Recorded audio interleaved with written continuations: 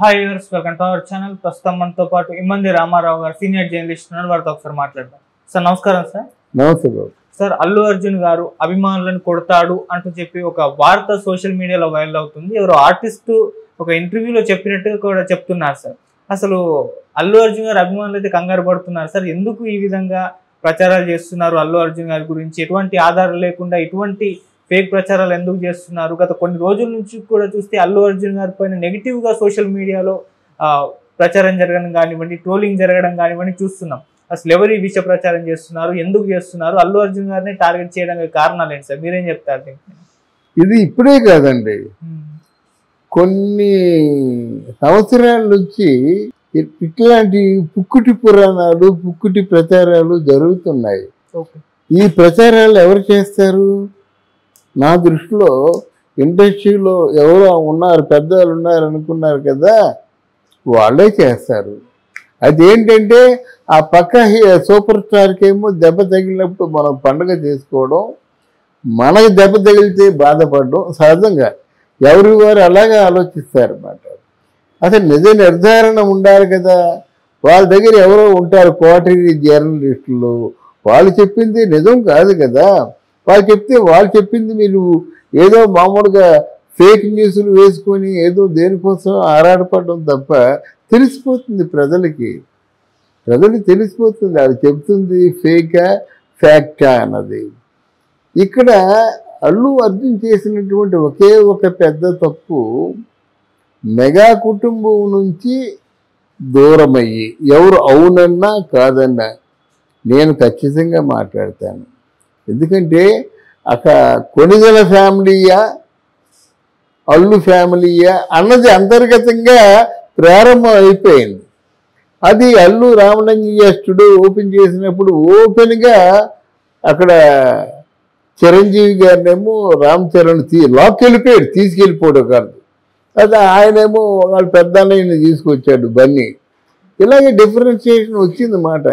వచ్చిన తర్వాత వాళ్ళు అక్కడ అరవింద్ గారు ఏదో కవర్ చేయడానికి ప్రయత్నం చేసినా, ఇక్కడ చిరంజీవి గారు కవర్ చేయడానికి ప్రయత్నం చేసినా వాళ్ళ మధ్య ఏదో కోల్డ్ వార్ జరుగుతూనే ఉంది.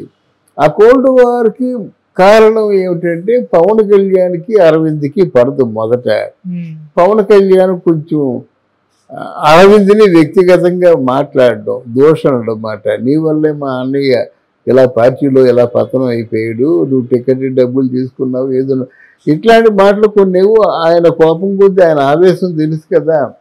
మాట్లాడిన తర్వాత ఇంకొకరైతే వెంటనే కౌంటర్ ఇచ్చేస్తారు. కౌంటర్ ఇస్తే దేర్ ఎండ్స్ ది మ్యాటర్. అలా కాకుండా అవన్నీ మనసులో పెట్టుకుంటాడు అరవింద్.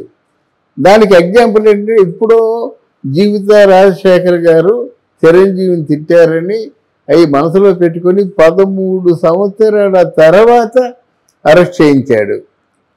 మనం కొత్తగా చెప్పడం లేదు, వాళ్ళ మాటలు వాళ్ళకే చెప్తున్నాం, వాళ్ళు మర్చిపోవచ్చు. అలాగా ఇప్పుడు ఏమైంది, తర్వాత ఒక సభలో అల్లు అర్జున్ చెప్పాడు, మా నాన్న పడరాని మాటలు పడ్డాడు, అంటే దేనికి పనికిరాని వాళ్ళ చేత కూడా మాటలు పడ్డాడు, ఎందుకు మాకు ఈ అవస్థ, ఏదో మాకు మా బతుకులు మావి అనే పద్ధతుల్లో నేను ఎవరిని మర్చిపోననే పద్ధతుల్లో మాట్లాడాడు.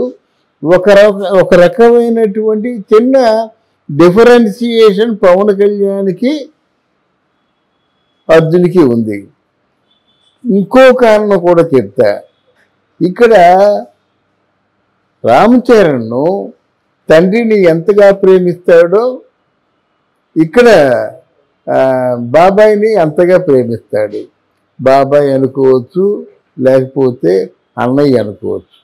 అంతగా అంటే బాబాయ్ మీద వాళ్తే తన మీద దుడ్డు వాలినట్టుగా ఫీల్ అవుతాడు. తన బాబాయిని అన్ని మాటలని అంత ఏదో ఆ బాబాయిని మాత్రం ఏదో అంటే పరాయి వాళ్ళ చూడడం చరణ్కి నచ్చలేదు. అంతే కదా. ఆయన కావచ్చు ప్రాణం ఇచ్చేస్తాడు బాబాయ్కి, బాబాయ్ ప్రాణం ఇచ్చేస్తాడు. అలా అవునట. నిన్న కాక మొన్న పవన్ కళ్యాణ్ మీ వారసుడు ఎవరంటే, నా వారసుడు నాకు పుట్టిన ఎవరు అఖీరానందన్, అలాగే చరణ్ అంటే కొడుగ్గా చరణ్, కొడుగ్గా అఖీరానందన్. తమ్ముడుగా రామ్ చరణ్ మాట అది కూడా చెప్పారు అన్నమాట. అంటే ఎందుకు చెప్పారంటే అంత అటాచ్మెంట్తో ఉన్నవాళ్ళు ఈరోజు డెఫినెట్గా మనసులో ఉంటాయి. ఆయన ఎందుకు వెళ్ళాలండి అసలు? యాక్చువల్ వైఎస్ఆర్సీపీకి ఎందుకు వెళ్ళాలి? ఫ్రెండ్ అయితే కాశీ తాగండి. నువ్వు వెళ్ళావు, ప్రచారం చేశావు, మరి నీకు వచ్చిన వాళ్ళు అందరూ ఓట్లు వేస్తే ఆయన ఎవరో ఉన్నారు కదా ఆ శిల్పారవి అనేటువంటి వ్యక్తి ఏమైనా గెలిచాడా? ఏమైనా డిపాజిట్లు వచ్చాయా? మరి వెళ్ళి కూడా బలవంతంగా ఆయన ఓడిపోయే పరిస్థితి కల్పించినప్పుడు నీ వెళ్ళడంలో అర్థం ఏంటి? మరి పవన్ కళ్యాణ్ దగ్గరికి వెళ్ళాలంటే వెళ్ళాలి. ఈ కుటుంబం మీ అందరికీ దారి చూపించినటువంటి పవన్ కళ్యాణ్ అన్నయ్య మీకు ఆదర్శం. అన్నయ్య ఆదర్శం అయితే తమ్ముడు కూడా మీకు ఆదర్శమే. అన్నయ్యకి ప్రాణ సమానమైన తమ్ముడు నీ వేరేగా చూస్తావా? నిజంగా చిరంజీవి గారి మీద భక్తి నడిచి ఇలా చేస్తావా అనుకుంటారు జనం. మనం అనుకుంటారు జనం. అంటే నీ గొయ్యి నువ్వే తీసేసుకున్నావు. ఆడికి వెళ్ళా, ఫ్లైట్ ఉంది, వెళ్ళి 5 నిమిషాలు ఉండి వచ్చే సరిపోతుంది కదా. ఆయన కడుపు మండిపోవాలి. అది వీళ్ళ తాలూకు టార్గెట్. కొన్ని తర్వాత అట్నే మామయ్య జరిగి మేనమామ కదా, మామయ్య అనుకోలేదు నేను, అసలు నా అవసరం నీకు ఉంటుంది అనుకోలేదు, పోనీ లేదు యథార్థంగా మాట్లాడాలంటే మామయ్య నన్ను పిలుస్తావు అనుకున్నాను, నువ్వు పిలవలేదు. ఆయన పిలవపోయిన వచ్చానంటే ఎంత బాగుండేది. అదే కదా అలీకిని పవన్కి ఎక్కడే వచ్చింది కదా, నన్ను పిలుస్తాడేమో అనుకున్నానని చెప్పాడు ఆయన. స్నేహితుడు అన్నాక, బంధుత్వం అన్నాక ఈ కుటుంబంలో ఉన్న వాళ్ళు పిలవాలండి. ఎవరికైనా ఆపదలో ఉంటే వెళ్తారు. అప్పటికి పవన్ కళ్యాణ్ గెలుస్తాడా ఓడిపోతాడా అనేటువంటి మీమాంసలో ఉండేవాడు. అలాంటి వీళ్ళు చెప్పేస్తే బాగుంది. జయలలిత మ్యాటర్ కదా, రెచ్చగొట్టారు. ఎంతవరకు వెళ్ళారు? మా తాలూకు అంటే అరవిందయ్య కానీ అల్లు రామలింగయ్య కానీ లేకపోయినట్టయితే బాపట్లలో పంచర్లు వేసుకునేవి కొనేవాడు అన్నంతవరకు వెళ్ళారు. అంటే పంచర్ల వరకు వెళ్ళారు కదా, ఆ పంచరే వాళ్ళ బంధాన్ని పంచర్ చేసింది. ఆ పంచరే బంధాన్ని ఆ మాటలు సహించం కదా. చిరంజీవి ఈరోజు పెద్ద గొప్పడు అనుకుంటున్నాడేమో, ఒకప్పుడు ఎక్కడ ఉండేవాడు, సాంబార్ ఇడ్లీ తినేవాడు. ఇది కాదు కదా పరిస్థితి. ఇప్పుడు రారాజులా ఉన్నాడు, ఇండస్ట్రీకి నెంబర్ 1. ఇప్పుడు కొన్ని వేల కోట్ల ప్రాపర్టీగా అధినాయకుడిగా ఉన్నాడు, సొంతంగా ఫ్లైట్లు ఉన్నాయి. ఎంతైనా సరే అలాగా దాన ధర్మాలు ఏమైనా చేయగలడు. ఆ స్థాయిని ప్రజలకు ఏం చేస్తున్నాడు, ఆ స్థాయిని వాటిని గుర్తుంచుకోవాలి కదా. కేవలం కయ్యానికి కాలు దిగాడు. జనసేన తిరగబడ్డారు. వాళ్ళ తాలూకు పరిణామ క్రమం ఎలా ఉంటుందో తెలియదు. ఈరోజు అల్లు అర్జున్ ఉన్నాడంటే ఆయన నిజంగా ఫ్యాన్స్ని కొడతాడు అనేటువంటి ఇంతవరకు అటువంటి సందర్భం మన దృష్టిలో రాలేదు. ఇవన్నీ పుకార్లే తప్ప ఏవి కాదు.